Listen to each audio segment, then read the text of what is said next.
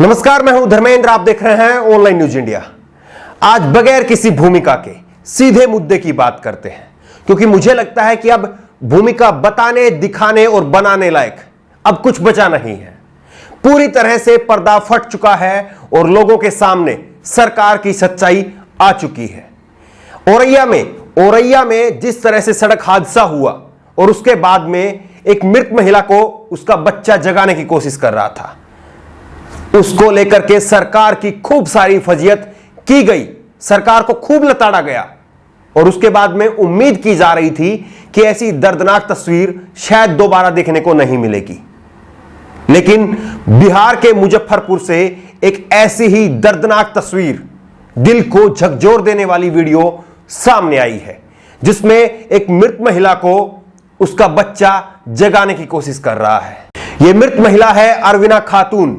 अरविना खातून गुजरात से, वो गुजरात जिसका गुजरात मॉडल ये बार बार हवाला दिया जाता है, उसी गुजरात से बिहार में मुजफ्फरपुर में आई।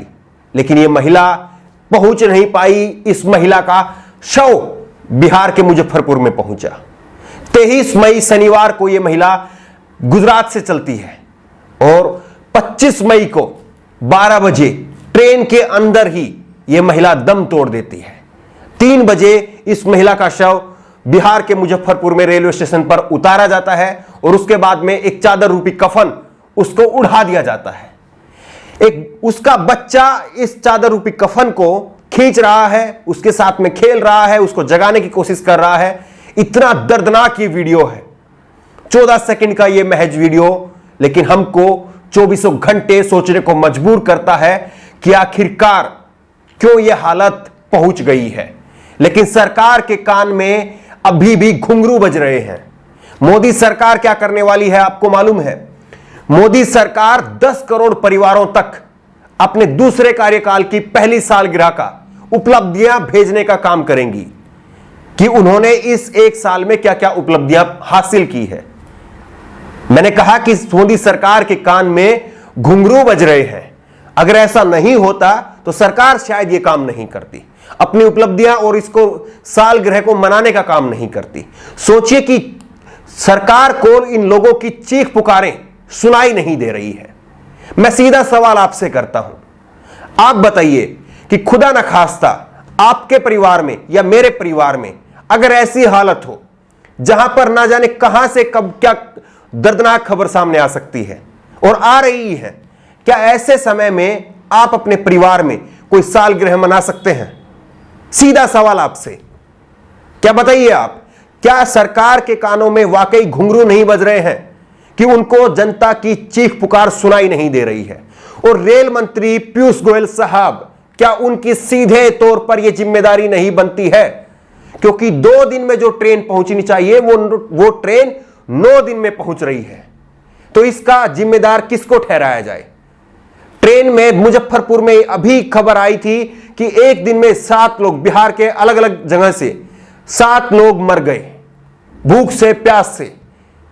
भीषण गर्मी पड़ रही है, तपती लू चल रही है, 50 डिग्री का टेम्परेचर नोट किया जा रहा है। और गुजरात से बिहार के लिए जहां पर यह महिला आई है, इस पूरे रास्ते के दौरान 45 से 50 डिग्री का टेम्परेचर रहता है और ऊपर से ट्रेन की गर्मी।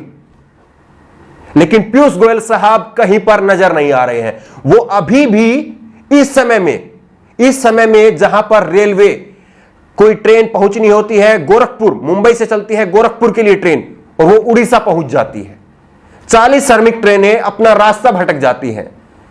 इस पर सरकार की तरफ से कोई ठोस जवाब नहीं आता है।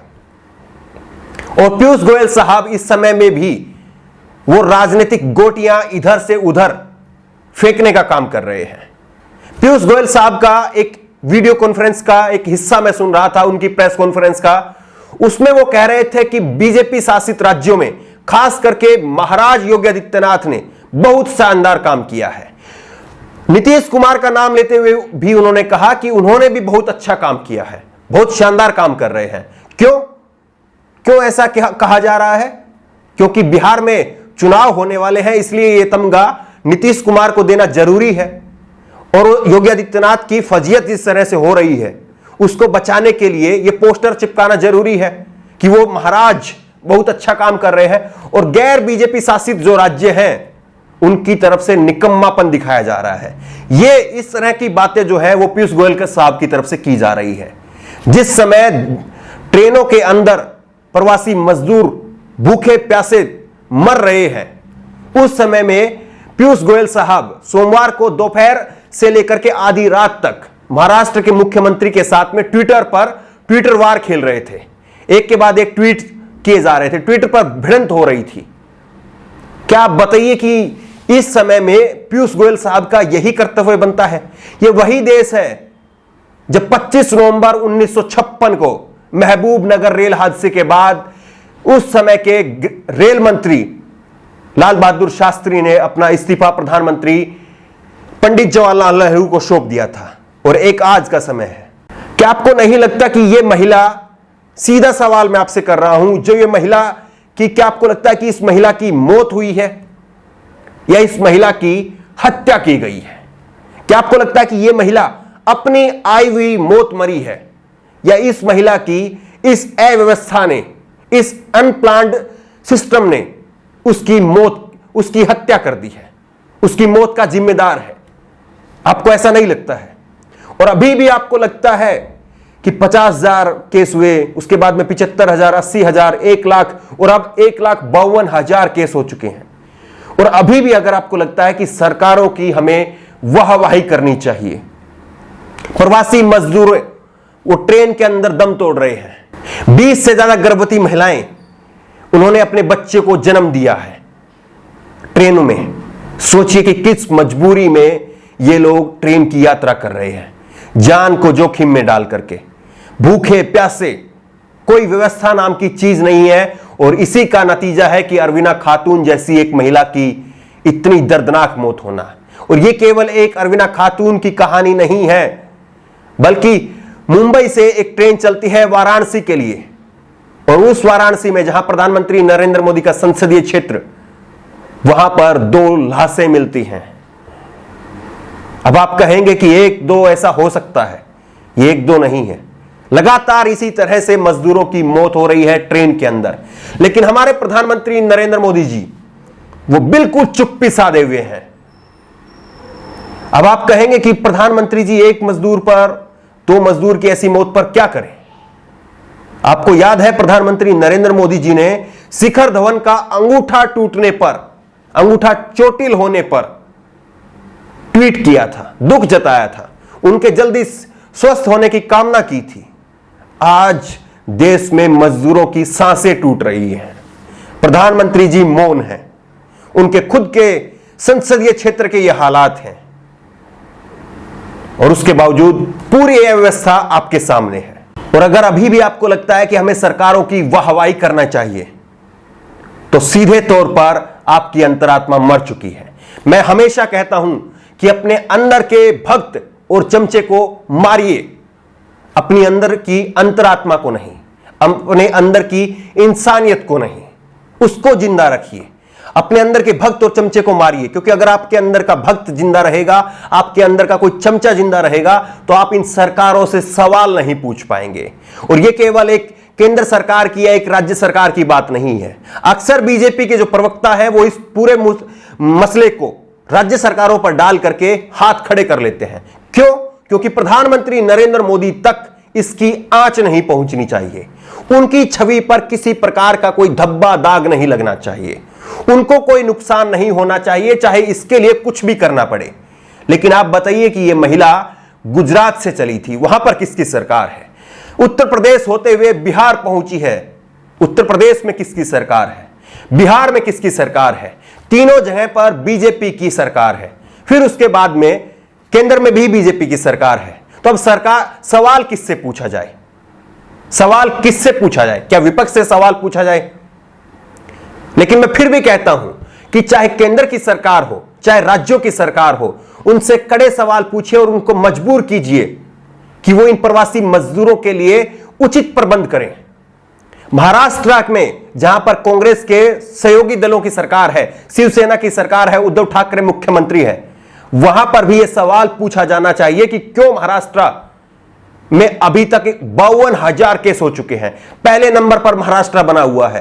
क्या आखिरकार ऐसी वजह है कि महाराष्ट्र की सरकार वहां पर स्थिति को कंट्रोल नहीं कर पा रही है? क्यों वहां पर पैरामिलिट्री के जवान बुलाए जा रहे हैं? एक तस्वीर वायरल हुई, छत्तीसगढ़ में कांग्रेस के पूर्ण बहुमत की सरकार है, वहां पर छत्तीसगढ़ के राजनांदगांव की एक तस्वीर वायरल हुई। और आपको बता दें कि राजनांदगांव पूर्व मुख्यमंत्री, बीजेपी के मुख्यमंत्री रमन सिंह का क्षेत्र है। वहां की एक तस्वीर वायरल हुई और वहां पर अखबार के ऊपर चावल और दाल परोसा जा रहा था। क्या इंतजाम है राज्य सरकारों के, क्या इंतजाम है केंद्र सरकारों के?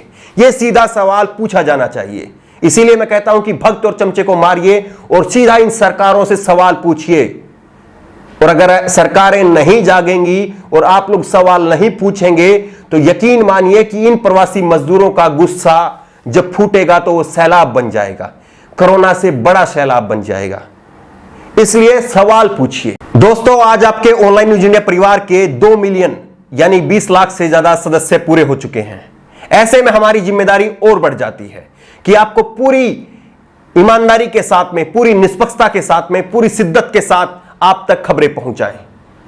हम आपको यहां पर किसी सरकार की वाहवाही करके आपका और अपना समय नहीं खराब करना चाहते, क्योंकि वाहवाही करना किसी एक पत्रकार का काम नहीं होता है।